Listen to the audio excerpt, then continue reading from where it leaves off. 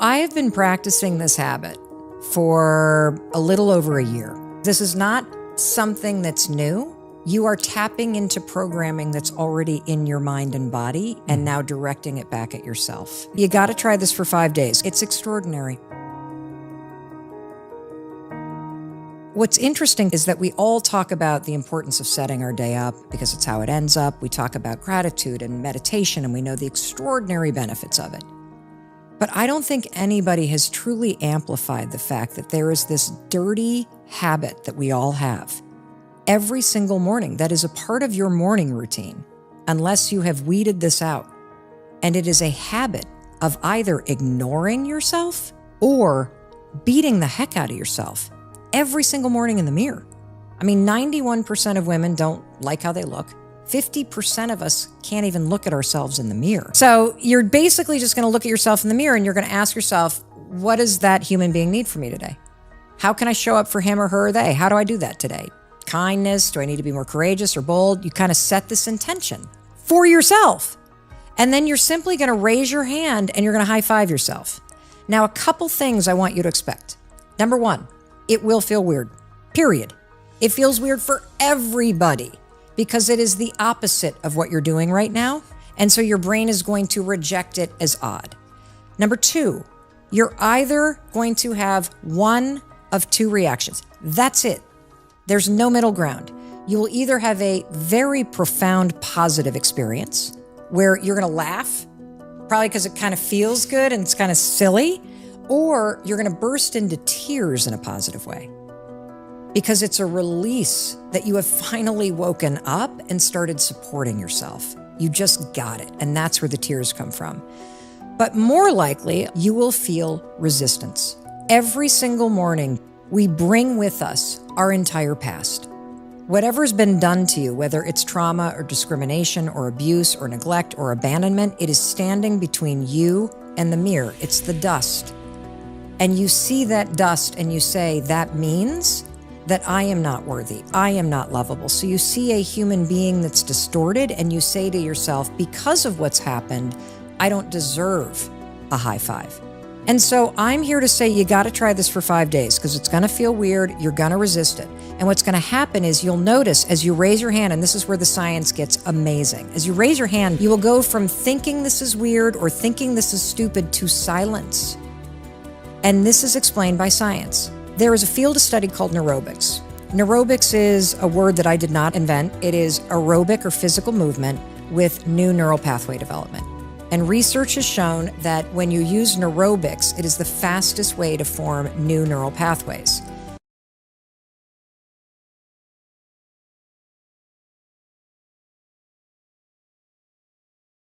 So the way that you do it is you take an unexpected physical movement, like high-fiving yourself, something you've never done, and you marry it with a thought. Now here's where things get crazy cool. You've been high-fiving people your whole life. You've been receiving high fives your whole life. So Jay, when you high-five somebody, what are you communicating through the gesture? A feeling of connectedness, a feeling of support, a feeling of I'm congratulating you or celebrating you, a feeling of you've got this, like that kind of feeling. Yeah, completely. All of it is programmed in your subconscious brain. When you go to raise your hand to high five somebody, I can never high five Jay and go, Jay, I don't like you. You can't do it because the programming is already in your brain. So you cannot look at yourself in the mirror and think terrible things while you're high fiving yourself, because your brain won't allow it. It is programmed to think something different. And as you repeat this every day, just 5 days, dear God, give me 5 days of doing this, you will override the critic and you will reprogram your mind to associate belief, love, encouragement, support, resilience with your own reflection. This is why I don't even see myself in terms of a body anymore. I see a human being that I love, that I support, just like I would a friend or a child that I love unconditionally. It's mind-blowing, but that's not all. So I talked to our pal, Dr. Daniel Amen. And this isn't even in the book. When you high-five somebody else, your brain drips dopamine. The reason why when you do this, even on a low morning, you get a boost in your mood and a little bit of clarity is you get a drip of dopamine by high-fiving yourself. Again, because the programming is already in your brain. You're just now turning it from everybody else and giving it to yourself. And there's a second thing that's super cool. You know, when you leave the bathroom, you feel kind of peppy, right? Let me tell you what that is. Your nervous system is encoded with celebratory energy. When you wave hello, you're raising your arms. When you cross a finish line, you raise your arms. When you hug somebody, you raise your arms. When you high five somebody, you raise your arms. When you do this every morning, especially when you're going through a challenging moment, your nervous system recognizes the celebratory gesture and gives you a jolt of energy. This is both common sense and science. How does your favorite sports team begin the game? By high-fiving each other to send yourself out into the game. But when researchers actually studied NBA teams, they could predict who's going to be the most successful teams at the end of the season and who's going to be at the bottom of the league based on one characteristic at the beginning of the season in the preseason. And that is, how many times does the team in the preseason do fist bumps, high fives, or pats on the back? And what they found is it's the teams that do that the most in the beginning have the winningest record. And the question is why? Well, the reason why is these gestures are more than gestures. They are symbols of trust and partnership. They build momentum. And so many of us are struggling in life with people-pleasing and guilt and all of these emotions because we have broken that partnership with ourselves. Yes. And this is a way every morning after brushing your teeth, we're going to stack this habit. Put the toothbrush down, pick up your hand, look yourself in the mirror and say, how am I going to show up for that human being today? And seal it with a high five. That's it. Your mood in the morning impacts your confidence and your productivity all day. We know that research from Harvard tells us that when you get intentional about how you're going to show up, it not only boosts your productivity and your confidence and your focus, it also changes your ability to make an impact with people. We also know all the research around what's called emotional contagion. When you separate leaders into two groups and you show one group a leader, very stressful videos for 20 minutes that make you feel agitated or bummed out, and you throw another group all these videos with puppies and kittens, the leaders that go in to their teams, within 10 minutes, the teams feel exactly either the negative agitation or the positive agitation, but it goes even deeper. So the high five habit in the mirror, it's just the Trojan horse. There are dozens of tools in this. The reticular activity system, which is the filter in your brain that in real time is changing. We've all experienced its effect when we've shopped for a house or a car. The second you start shopping for your first car, what happens?